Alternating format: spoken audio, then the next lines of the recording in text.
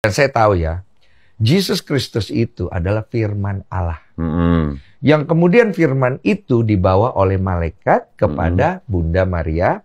Kalau di Islam itu Siti Maryam, setahu saya. Kemudian tanpa seorang ayah, dia akhirnya hamil.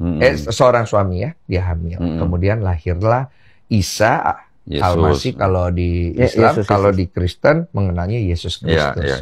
Saya pernah bertanya mengenai masalah Isa dan Yesus apakah sama atau tidak kan? Karena dari linguistik bahasa dia memiliki kesamaan. Tapi secara histori dari dua kitab suci dia memiliki perbedaan. Bukan histori, teologi. Teologinya, ya. Tapi kalau menurut saya, pandangan saya pribadi, entitasnya sama. Maksudnya profilnya? Entitas. Jadi kemampuan atau wujud daripada Yesus Kristus yang digambarkan di dalam Injil dan di dalam Al-Quran itu buat saya memiliki entitas yang sama. Entitas sama. Artinya di dalam Al-Quran dipercayai bahwa Yesus Kristus atau Isa di sana adalah sebagai nabi dan utusan. Di dalam Kristen orang dia bisa melihat itu sebagai nabi, sebagai utusan, sebagai guru, atau mungkin dia mempercayai itu adalah sebagai bagian dari Tuhan itu sendiri, Allah itu sendiri. Gitu. Tapi Yesus sendiri ngaku sebagai nabi loh. Iya, itu kan tergantung dari di Bible. Iya, cara pandang dia kan masing-masing. Artinya ada yang membaca, oh, aku adalah nabi, aku adalah guru. Mereka meyakininya kan, jadi bentuk keyakinan itu tidak bisa kita logiskan kan. Artinya ketika dia membaca, di situ dibilangnya nabi, atau apa, kalau dia yakinnya itu Tuhan, dia tetap akan yakin itu Tuhan. Sebentar, itu ada indikasi yang menarik, Bang Denny ya. Ada indikasi. Jadi kalau tadi Bang Denny melihat, ini orang melihat dia sebagai nabi, sebagai misalnya utusan atau apa, dan juga ada yang memandang dia mempunyai sisi ilahi, itu ada sisi menariknya. Coba dilihat di Bible juga, itu ada tokoh yang namanya Paulus dan Barnabas. Pernah dengar kan? Iya, pernah dengar. Paulus dan Barnabas ketika itu mereka menyembuhkan seorang laki-laki yang lumpuh di pinggir kolam. Ketika disembuhkan, orang-orang yang melihat, mereka memandang dewa-dewa sedang turun. Perspektifnya ya. Ada pandangan orang-orang itu yang memang sangat kental dengan kepercayaan tentang dewa-dewa. Jadi Barnabas dipanggil sebagai Zeus, Paulus disebut sebagai Hermes. Ya pada saat itu ya, memang ada di Bible, ada di Bible. Jadi orang-orang masyarakat pada saat itu memang sangat kental dengan kepercayaan akan dewa-dewa. Jadi bisa kalau ini menurut pandangan daripada orang-orang akademis juga ya, bahwa kepercayaan di dalam Kristen tentang Yesus, sosok Yesus sebagai yang disebut dengan anak Allah, yang mana di dalam konsili Kalsedon 451 dia dipercayai sebagai sepenuhnya manusia, sepenuhnya Tuhan. Itu sebenarnya konsep itu sama dengan konsep paganisme di dalam Romawi dan juga Helenisme dari Yunani. Nah, kalau tadi Coki bilang pada zamannya itu orang-orang yang mencoba merasionalisasi Tuhan atau sosok ilahi, Yunani itu kan memang mempunyai sifat sistem kepercayaan Helenisme, ya, dewa Zeus dan segala macam lah, yang punya anak setengah manusia setengah dewa, Hercules, Perseus dan segala macam.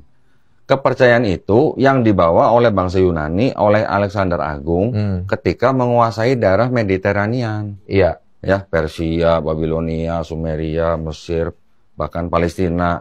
Daerah semua itu mengalami masa Helenisme. Era Helenisme itu dari abad keempat sebelum Masehi sampai abad pertama sebelum Masehi. Sebelum digantikan oleh Romawi. Romawi menggantikan bukan bawa Helenisme tapi bawa paganisme. Karena Romawi juga meminjam dewa dari Persia untuk disembah selama 400 tahun. Dewa bisa dipinjam zaman itu? Bisa. Mitra kan dari Persia sebenarnya. Dibawa sama Romawi, disembah di Romawi. Jadi bahkan orang Romawi juga, mereka ada dewanya, kaisarnya juga termasuk dewa orang Romawi. Jadi Kaisar Augustus dan Julius Caesar kita tahu, mereka juga dianggap sebagai juru selamat untuk umat manusia. Saat itu. Konsepnya mirip dengan Yesus gitu pada saat itu. Nah, jadi konsep-konsep itu yang akhirnya masuk ke dalam Kristen, sehingga orang memandang Yesus sebagai sosok ilahi. Karena ada background itu tadi, ada Helenisme dan paganisme gitu. Itu memang diteguhkan oleh konsili-konsili di dalam Kristen. Dari mulai 325 mengangkat Yesusnya sebagai satu hakikat dengan Tuhan. Konsili 381 mengangkat Roh Kudus sebagai satu hakikat dengan Tuhan. 431 menentang orang-orang yang menyembah Maria sebagai Tuhan. maka Maria disebut Theotokos. Emangnya ada orang menyembah Maria sebagai Tuhan? Ada. Abad keempat timbul aliran namanya Koliridianisme. Oh. Ada lagi kelompok yang namanya Mariamites. Juga menyembah Maria sebagai Tuhan. Nah, itu yang disebut bidat oleh gereja pada saat itu. Oh, itu bidat gitu. Itu sesat gitu. Iya. Oleh gereja di Konsili Efesus 431 Masehi. Konsili Kalsedon 451 Masehi menetapkan bahwa Yesus sepenuhnya manusia, sepenuhnya Tuhan. Jadi punya dua natur.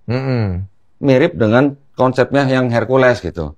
Hercules sepenuhnya manusia juga sepenuhnya dewa. Separuh manusia, separuh dewa gitu. Konsepnya mirip, mungkin detailnya beda lah.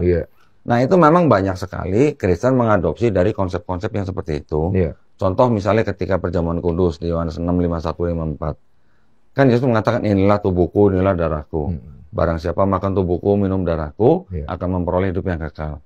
Itu ternyata nggak jauh beda sama Tofin teks untuk dewa Osiris di Mesir. Ya, tubuhnya Osiris dilambangkan dengan roti, darahnya Osiris dilambangkan dengan darah, dengan anggur. Barang siapa makan tubuh dan minum darah Osiris, memperoleh hidup yang kekal. Itu banyak sekali yang begitu. Itu tadi baru beberapa contoh lah ya. Nah, jadi kalau tadi dibilang, Bang Denny bilang ada orang yang menganggap Yesus sebagai ilahi, yaitu latar belakangnya adalah itu. Gitu.